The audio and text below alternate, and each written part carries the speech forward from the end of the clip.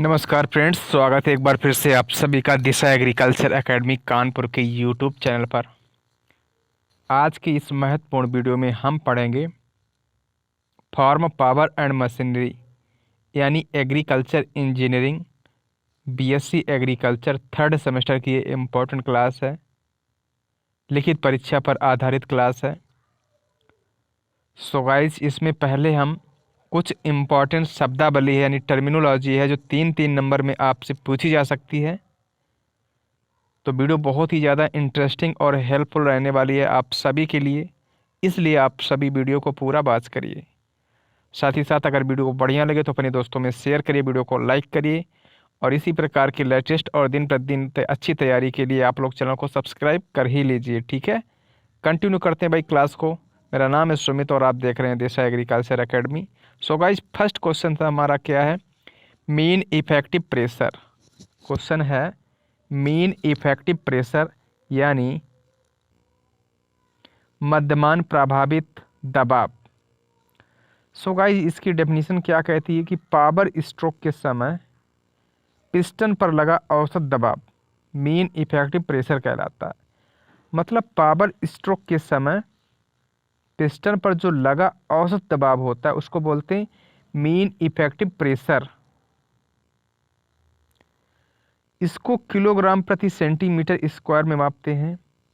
अगर हमसे बात कर दें कि मीन इफेक्टिव प्रेशर किसके बराबर होता है, तो इंडिकेटर कार्ड की चौड़ाई इनटू में इंडिकेटर स्प्रिंग का पैमाना, इसके बराबर में होता है MEP यानी मीन इफेक्टिव प्रेशर। और प्रेशर को मापने की इकाई क्या है भाई? किलोग्राम प्रति सेंटीमीटर स्क्वायर।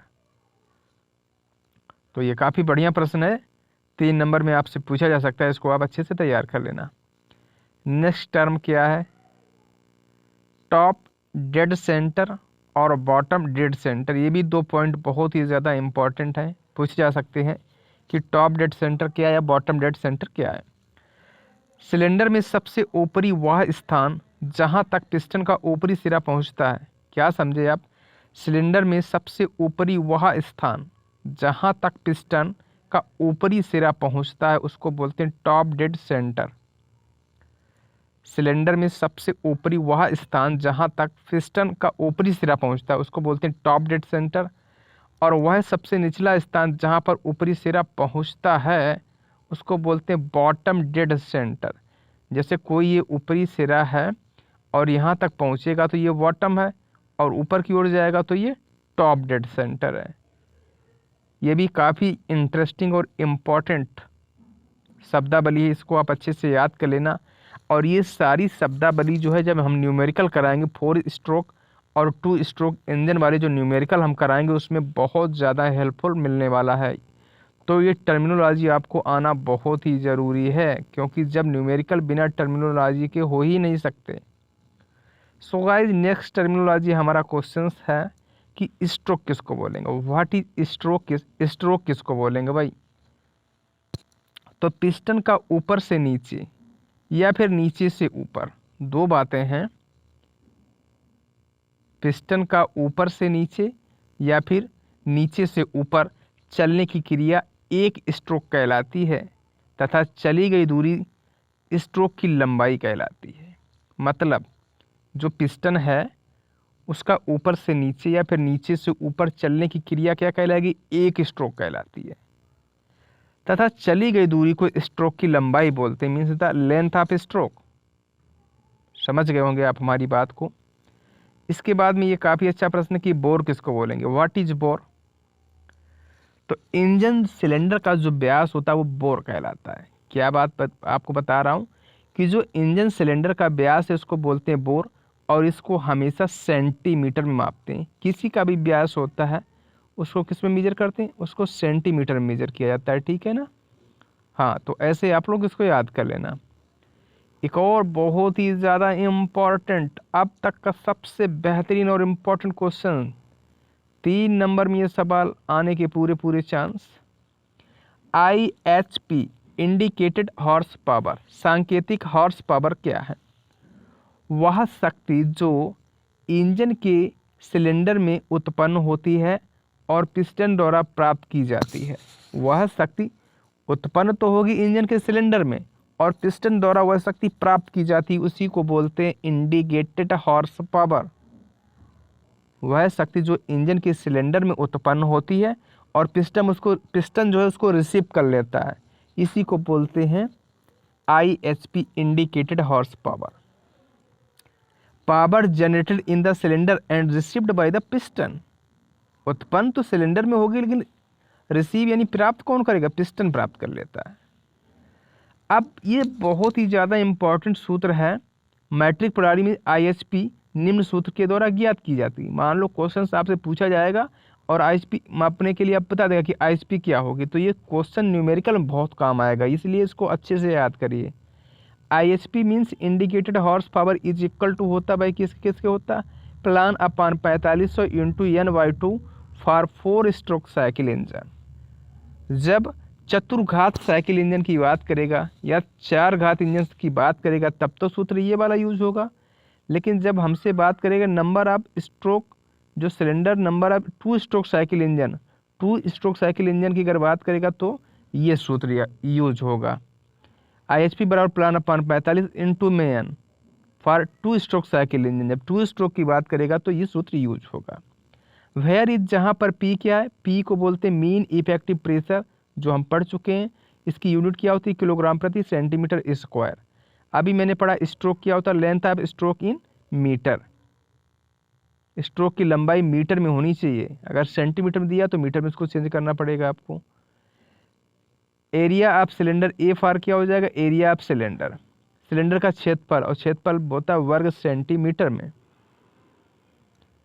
और क्षेत्रफल का जो सूत्र आप लगाओगे πr² से आप निकालना पड़ेगा जब आपको करना पड़ेगा, ठीक है ना। इसके बाद नेक्स्ट बात करेंगे N number of revolution of crank shaft पर मिनट। क्रैंक शाफ्ट के चक्रों की संख्या प्रति मिनट क्या है? कैपिटल N बराबर होता है number of revolution of crank shaft पर मिनट। क्रैंक शाफ्ट के चक्रों की संख्या प्रति मिनट क्या है? और स्मॉल n क्या दर्शाएगा? सिलेंडर्स की संख्या। नंबर ऑफ सिलेंडर आप ज्ञात करोगे स्मॉल n से। तो ये सूत्र बहुत ही ज़्यादा इम्पॉर्टेंट, क्योंकि इस सूत्र के बिना तो क्वेश्चन हो ही नहीं सकता। जिसने ये सूत्र रट लिया उसका काम हो जाएगा, और ये क्वेश्चन जब आएगा परीक्षा में तो 8 नंबर में आएगा। तो भाई हैवी वेटेज का क्वेश्चन है, इसको आप अच्छे से तैयार कर लेंगे भाई।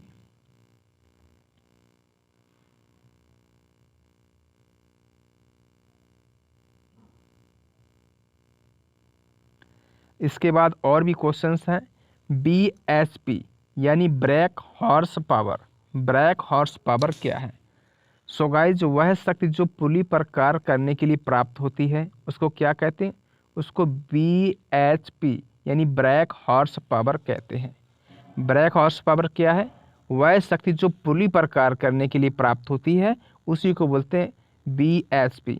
Means the power available for useful work at the time, power available for useful work at the belt pulley.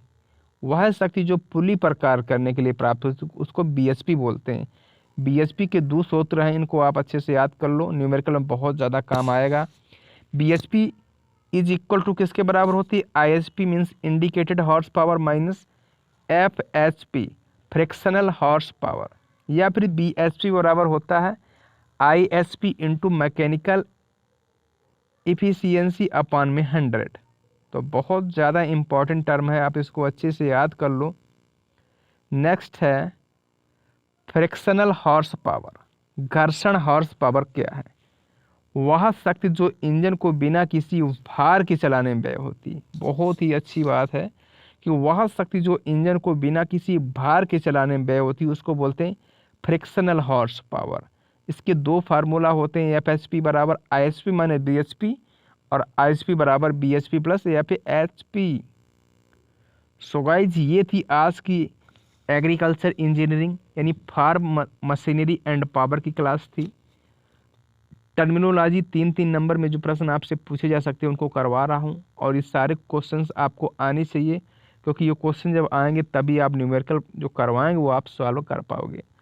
So guys, उम्मीद है कि ये वीडियो आपको पसंद आई होगी। अगर इसी प्रकार की आपको डेली वीडियो चाहिए तो आप लोग चैनल को सब्सक्राइब कर लीजिए। और जो विद्यार्थी हमारा पेड कोर्स चाहते हैं तो जल्दी से वो भी कमेंट करेंगे, क्योंकि दिशा एग्रीकल्चर एकेडमी पर पेड कोर्स वाले बच्चों की कंप्लीट तैयारी कराई जाती है। तो guys, thanks for watching. Vande Mataram.